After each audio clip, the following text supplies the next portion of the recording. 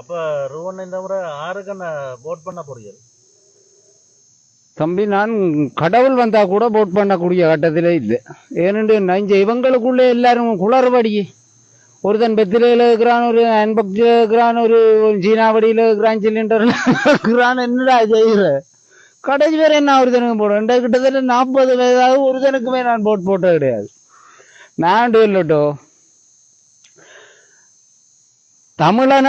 தமிழனுக்கு நீங்கள் போட் போட்டு அவளாம் அள்ளி கட்டி கொண்டு அவங்களுக்கு தான் கொடுக்க போறாங்க. இந்த ஆட்சியின் சிஸ்டம் எனக்கு தெரியும். புத்த மதத்தை சேர்ந்தவன் தானையா நாட்டின் ஜனாதிபதியா இருக்கலாம் என்று ரூல்ஸே இருக்கு அவன்கிட்ட. இவங்க வழிச்சல்லி கொண்டு அவங்க தான் கொடுக்க போறாங்க. அவங்க என்ன போயினா எங்களுக்கு ஒன்றுமே புடுங்கி எடுக்க மாட்டேன். எந்த அனுபவத்தை சொல்றேன், எலெக்ஷன் அன்றைக்கு தமிழ் மக்கள் அவ்வளவு பலக விட்டு வலிக்கிடக்கூடாது.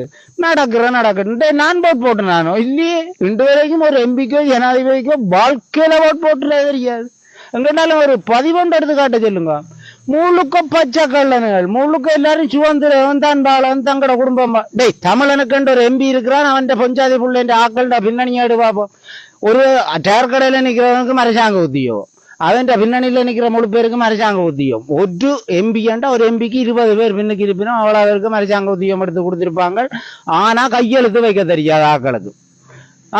எங்கட தமிழ்ல ஏழை எளிய எத்தனை குஞ்சுகள் இருக்கு.